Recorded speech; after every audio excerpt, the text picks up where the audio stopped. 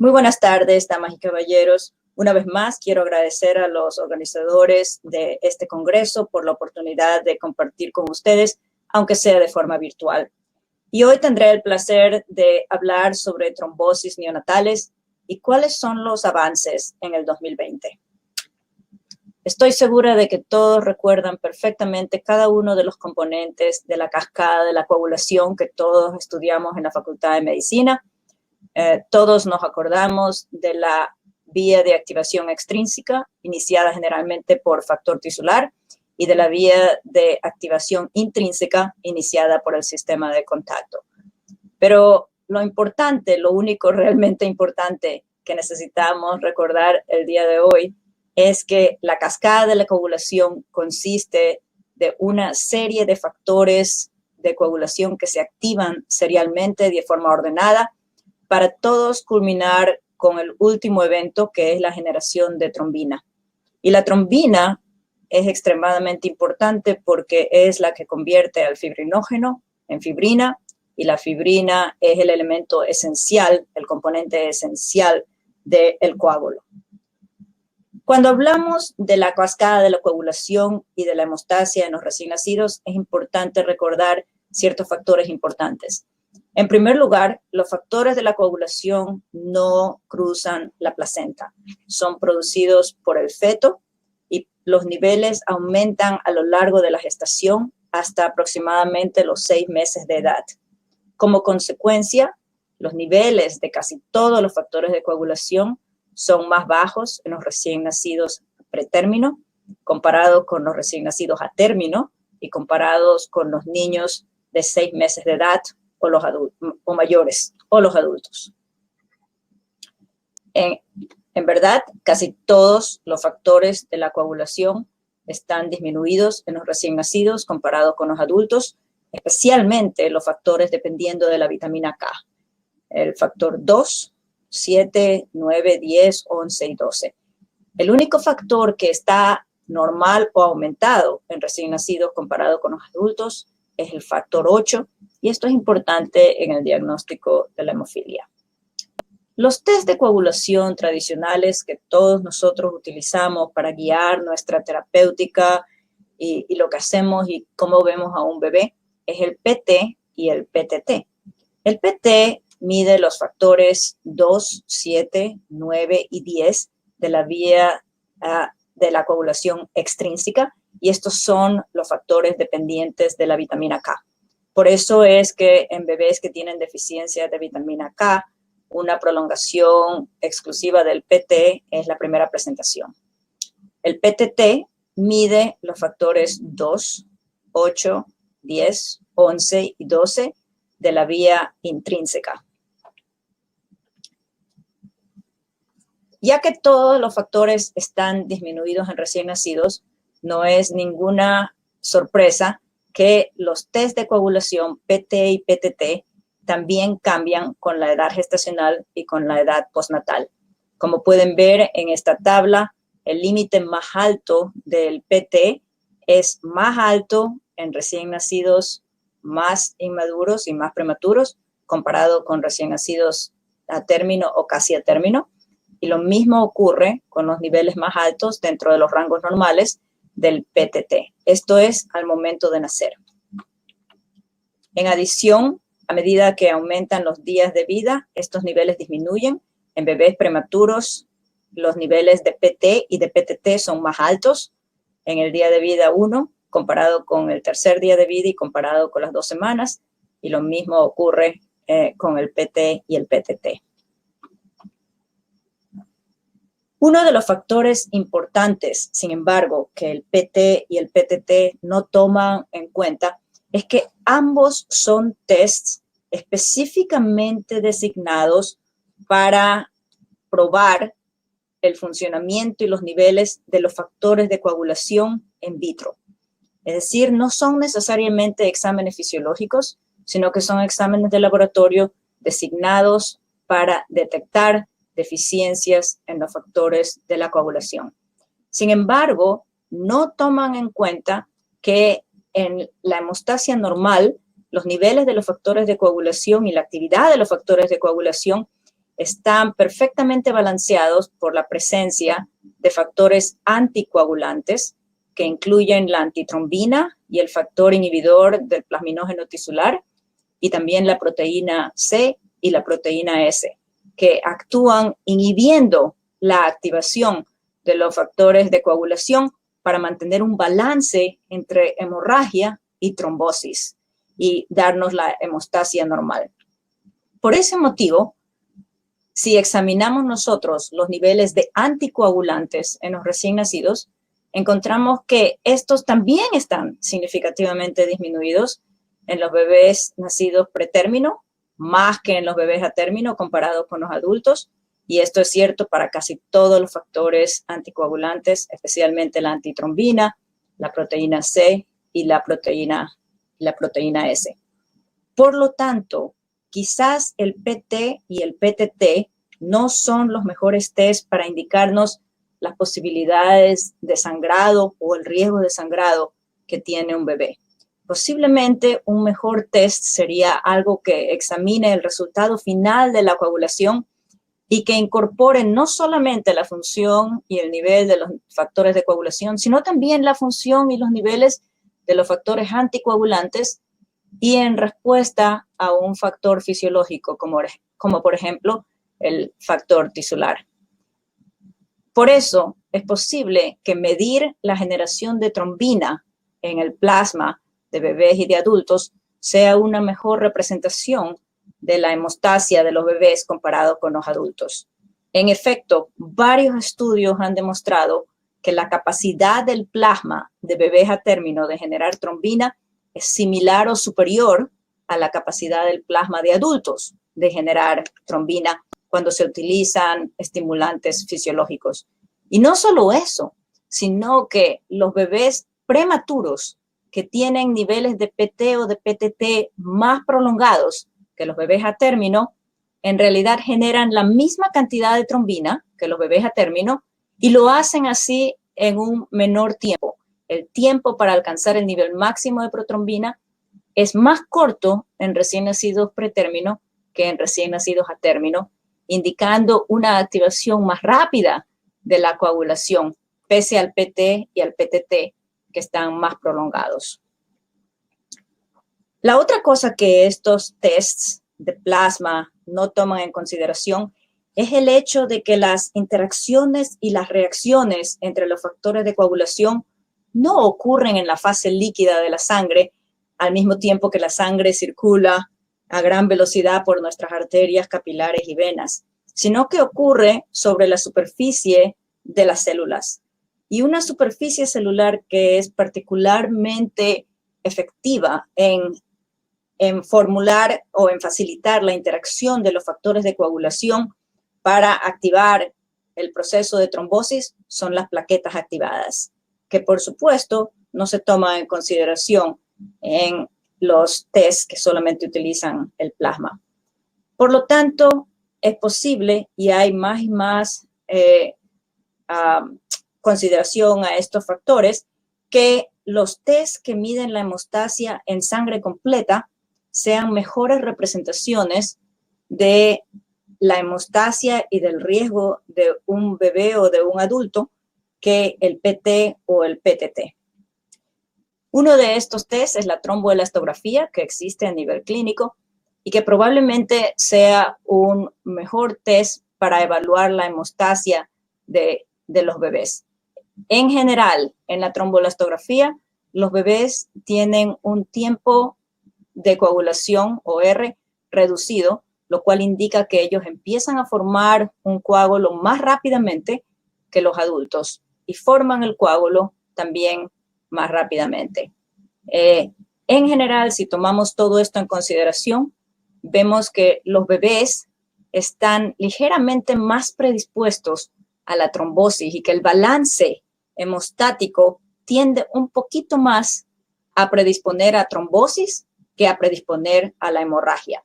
Y si bien es cierto que los pacientes pediátricos tienen muchas menos trombosis que los pacientes adultos, dentro de pediatría, la mayor cantidad, la mayor porcentaje de trombosis ocurre en los neonatos admitidos en la UCIN. Existen dos tipos de trombosis neonatales, las trombosis arteriales, que son menos comunes, y las trombosis venosas, que son las más comunes. Dentro de las arteriales está el infarto isquémico cerebral perinatal y también las trombosis iatrogénicas o espontáneas en la aorta, en las arterias ilíacas y en las arterias femorales. Hablemos brevemente de las trombosis arteriales. El infarto isquémico cerebral perinatal es bastante frecuente en neonatología y afecta a 1 de cada 2.300 a 5.000 nacidos vivos. Generalmente los bebés no se presentan con déficit motores focales agudos como pasa en los adultos, sino más bien con síntomas neurológicos generalizados, como las convulsiones, un nivel de conciencia alterado, anormalidades en el tono, dificultades para comer, y la distribución más común es en la arteria cerebral media izquierda.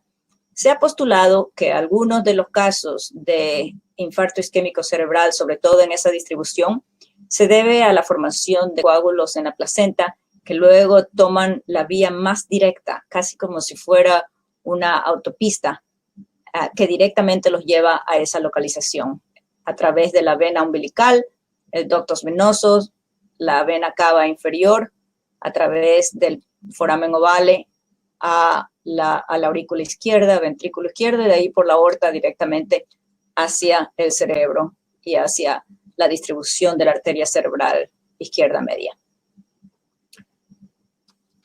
Las trombosis arteriales iatrogénicas o espontáneas generalmente se observa en bebés que están predispuestos por la presencia de vías arteriales, de líneas o catéteres arteriales que se ponen en los vasos sanguíneos de pequeño calibre, que sufren daño vascular durante la inserción o que se utilizan para infundir materiales que provocan más trombosis.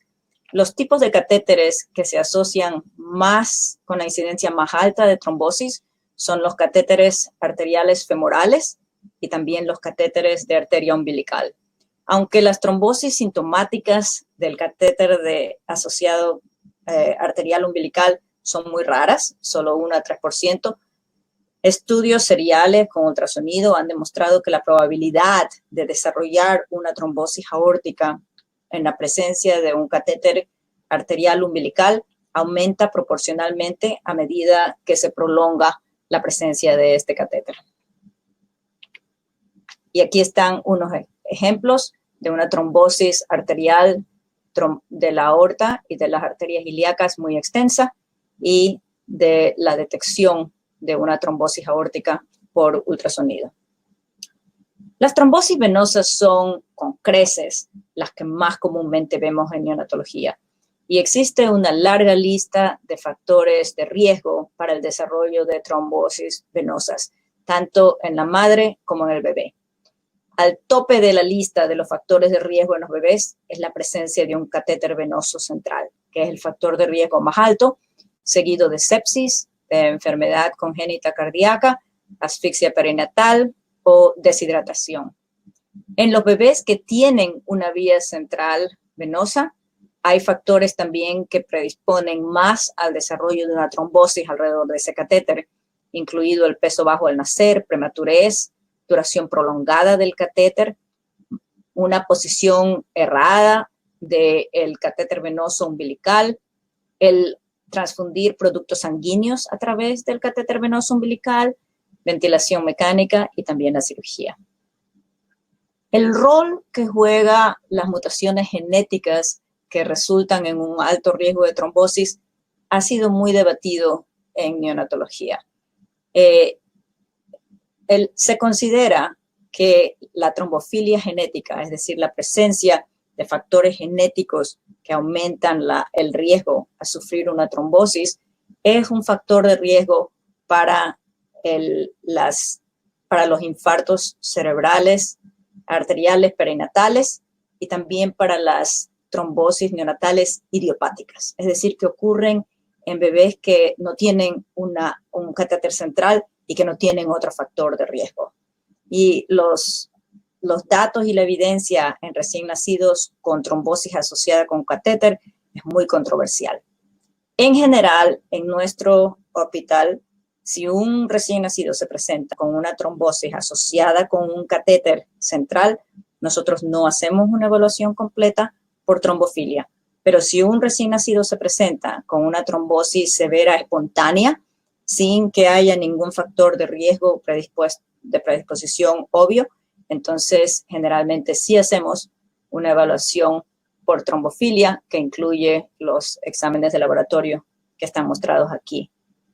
Si es que la evaluación que nosotros hacemos es negativa o no se hace, generalmente ellos siguen con hematología a los 3 o 6 meses para repetir la evaluación. Y si encontramos un trastorno o una mutación, entonces hematología generalmente se involucra muy tempranamente y eso puede resultar en cambios en el manejo clínico, como por ejemplo una prolongación de la anticoagulación más allá de lo que normalmente hubiéramos hecho. Ahora, en cuanto al manejo de la trombosis neonatal, en general, nosotros como neonatólogos, cuando nos enfrentamos a una trombosis en un recién nacido, tenemos 3 opciones. La primera opción es observación. Y es importante notar que observación no significa no hacer nada.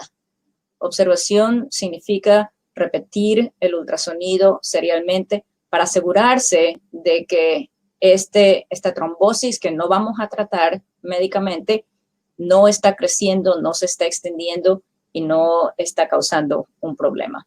Entonces, el seguimiento radiológico es muy importante cuando decidimos no tratar a un paciente. La anticoagulación es el tratamiento más común en la gran mayoría de las trombosis neonatales cuando decidimos tratar y podemos utilizar heparina normal o heparina no fraccionada o heparina de bajo peso molecular.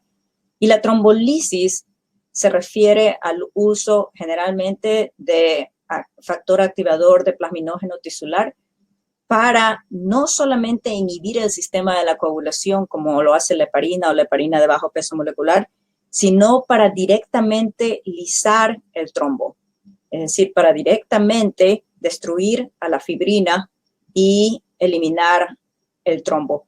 Esto, aunque es muy efectivo en casos de trombosis severas, también se asocia con un nivel de sangrado mucho mayor y por lo tanto se reserva solamente para pacientes que tienen trombosis que ponen en peligro la vida o el órgano o a una extremidad y siempre con la colaboración cercana de hematología.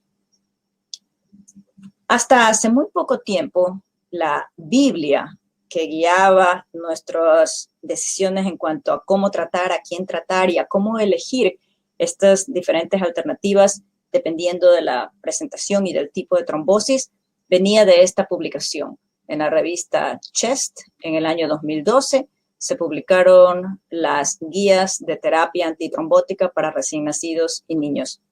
Sin embargo, en el año 2008, la Sociedad Americana de Hematología presentó guías nuevas hechas por un panel muy reconocido de expertos en trombosis y en anticoagulación, que incluyó el manejo de trombosis neonatales. Esto tuvo algunos cambios en relación a lo que antes hacíamos y estas son las guías que voy a presentarles en los slides siguientes. Las trombosis venosas, como ya les dije, son el tipo más común, sobre todo las trombosis venosas profundas, de las cuales el 90% se relaciona con la presencia de un catéter, y las trombosis intracardíacas. Estas trombosis se presentan con infección persistente, sobre todo si el trombo está infectado, trombocitopenia, disfunción de la línea, probablemente la más común, una hinchazón de una extremidad donde tenemos un catéter o la presencia de quilotórax. El tratamiento, de acuerdo con las últimas guías de la Sociedad Americana de Hematología, es anticoagulación o observación a criterio clínico para una trombosis venosa profunda asintomática. Es decir, que si nosotros descubrimos un coágulo incidentalmente cuando estábamos obteniendo un ultrasonido abdominal por otro motivo no relacionado, podemos elegir anticoagulación o podemos hacer observación con un seguimiento radiológico cercano. Si es que la trombosis venosa es sintomática o en todos los casos de trombosis intracardíaca, sobre todo en la aurícula derecha, la recomendación es anticoagular con heparina o, normal o de bajo peso molecular. Uno de los cambios más importantes de las nuevas guías en comparación a lo que antes se recomendaba es la recomendación de no remover una línea venosa central, así esté asociada con un coágulo, con un trombo, si es que esta línea funciona y si es que el paciente requiere ese acceso venoso central. Antes la recomendación era, en cuanto hay una trombosis, hay que remover la línea y hay que poner otro, pero ahora la recomendación es no removerla, empezar el tratamiento con anticoagulación, si es que esa línea funciona y si es que el paciente necesita ese acceso venoso. Podemos considerar remover la línea si es que el trombo empeora y la sintomatología empeora a pesar de la anticoagulación. Si es que el catéter no funciona o ya no se necesita, entonces obviamente debemos removerlo, pero la recomendación es esperar hasta después de unos días, generalmente 2 o 3 días, después de la iniciación de anticoagulación, con el propósito de prevenir un embolismo en el momento en que removemos el catéter. La trombosis de vena renal es la trombosis espontánea más común en los recién nacidos, no asociada con catéter. El 25% de estas trombosis son bilaterales y por lo tanto muy serias, y más de la mitad se extienden a la vena cava inferior. La presentación clásica es la triada de hematuria macroscópica, una masa palpable en el flanco y trombocitopenia, pero la verdad es que es pequeño el porcentaje de pacientes que se presenta con los 3 elementos de la triada, pero muy frecuentemente tienen por lo menos uno de estos. Desgraciadamente, el 70% de los riñones afectados por una trombosis de vena renal sufre atrofia irreversible y por lo tanto la presencia de trombosis bilateral es muy seria. Y el 20% de los pacientes afectados desarrolla hipertensión, el 3% desarrolla falla renal crónica. Por lo tanto, es muy importante diagnosticar y tratar correctamente la trombosis de vena renal. En cuanto al tratamiento, las recomendaciones actuales son anticoagular en todos los casos de trombosis de vena renal que no comprometan a la vida, es decir, que no sean oclusivos bilaterales, y usar trombolisis con mucho cuidado, con factor activador de plasminógeno tisular, seguido de anticoagulación normal en los casos de trombosis de vena renal que afectan, que son riesgosos para la vida. Es decir, por ejemplo, si existe trombosis bilateral extensa con compromiso de la función renal. Otro tipo de trombosis que a veces ocurre espontáneamente y a veces es asociado a catéter es la trombosis de vena porta. En muchos de los casos se debe a una complicación de una vía umbilical venosa que accidentalmente va en la vena porta y se diagnostica generalmente por ultrasonido. Los factores de riesgo son la presencia de un catéter venoso umbilical, la presencia de onfalitis y sepsis, y en general, si un bebé recién nacido se presenta con onfalitis y con un catéter umbilical, es importante buscar a una trombosis de vena porta. Los síntomas, cuando hay síntomas, son trombocitopenia y elevación de las enzimas hepáticas, pero la mayoría de los recién nacidos son asintomáticos. Sin embargo, puede tener complicaciones como necrosis hepática, hematomas, ascitis hemorrágica y la hipertensión portal, que generalmente se presenta muchos años después del evento, con un promedio de casi 6 años después de la presencia de la trombosis inicial. Esta complicación, sin embargo, es poco común si es que el trombo solamente está en la vena porta izquierda, sobre todo si es no oclusivo. Las últimas recomendaciones en cuanto al manejo son anticoagular en todas las trombosis de vena porta que tienen un trombo oclusivo, es decir, que ocupa todo el diámetro de la vena porta y ocluye el flujo, o si se encuentran después de un trasplante hepático o si es idiopática, no asociada con un catéter o con una condición predisponente. Pero no recomiendan anticoagular y solamente hacer un seguimiento muy cercano en trombosis de vena porta que tiene un trombo no oclusivo y que no tiene hipertensión portal. Obviamente puede ser que con el tiempo, si se extiende este trombo durante el seguimiento, el paciente necesite anticoagulación. Otra trombosis importante que vemos en el recién nacido es la trombosis de seno venoso cerebral. Casi siempre se presenta en los bebés con convulsiones o con letargia. Los senos más afectados son los senos superiores y los senos laterales. Aquí vemos los senos superiores y se diagnostica por venografía por resonancia magnética. El manejo también ha cambiado un poco. Desde siempre la recomendación ha sido anticoagular en la trombosis de seno venoso cerebral sin hemorragia. Muchas veces estas trombosis causan congestión venosa y hemorragia cerebral. Y si se encuentra sin hemorragia, es importante iniciar la anticoagulación inmediatamente. Antes, y también en muchas otras guías, se recomienda no iniciar anticoagulación si hay hemorragia. Pero en base a los últimos estudios y a la severidad de las consecuencias clínicas, la recomendación actual es empezar anticoagulación en la trombosis de seno venoso cerebral, aunque tenga hemorragia, aunque se reconoce que esta no es una recomendación tan fuerte y que es condicional al criterio clínico.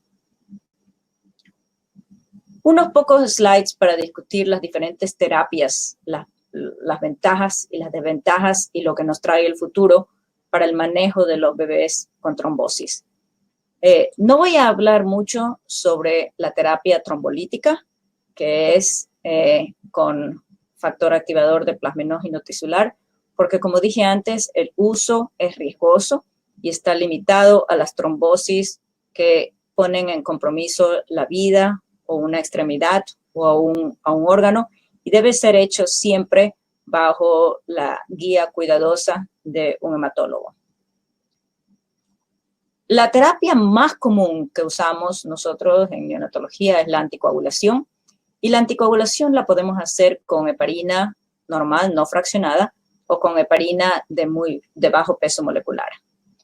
La heparina no fraccionada requiere del uso de un goteo, de una vía intravenosa continua.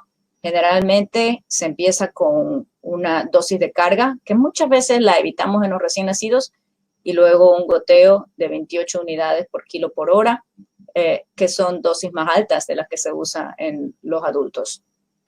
El mejor test, el test que se debe preferir para monitorearla es el uso de niveles de anti-10A, es decir, anti el factor 10A, y es importante ajustar los niveles de este goteo para tener un nivel de anti-10A de 0.35 a 0.70.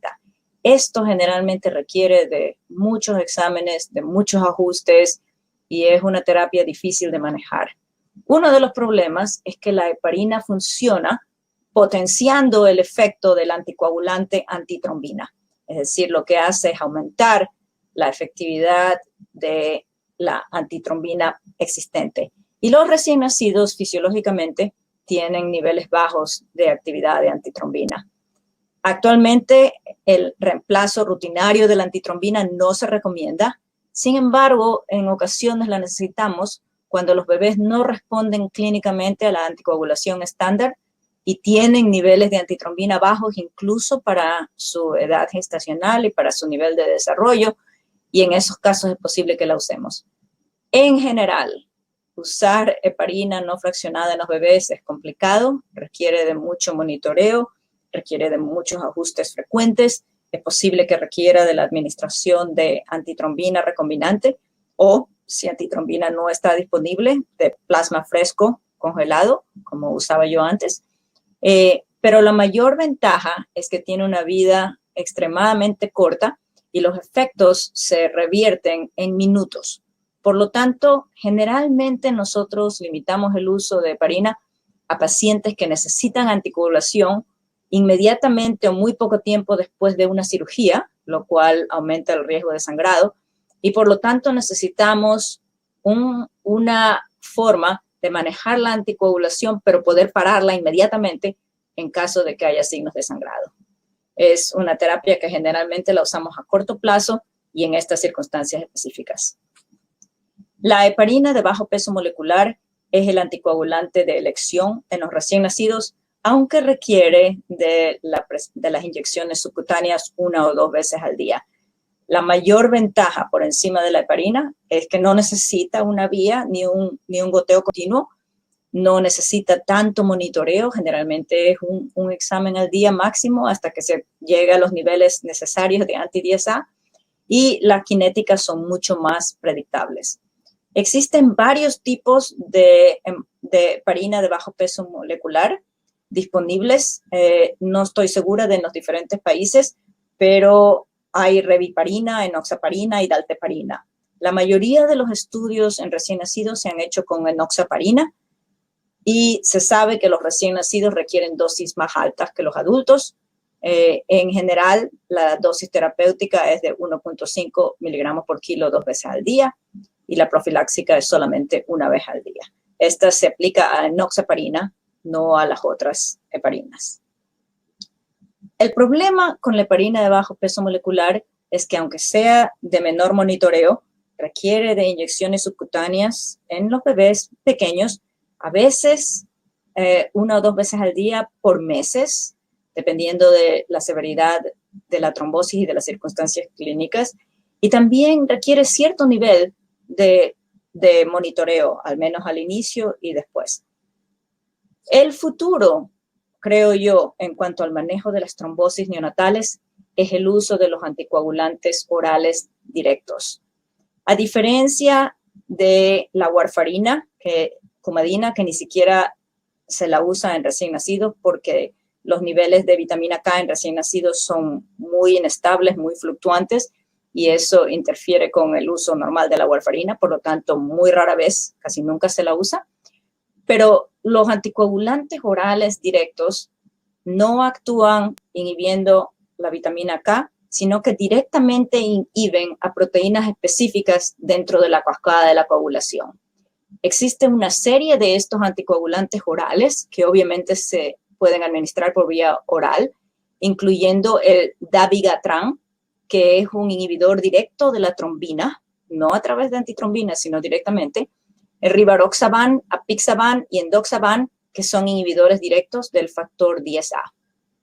Yo sé que estos no son nombres tan conocidos dentro de la práctica de la neonatología, pero han sido extensivamente estudiados en adultos y 2 de ellos han sido estudiados en estudios de fase 3 bastante grandes que incluyeron recién nacidos o infantes y que recién se publicaron en los últimos meses.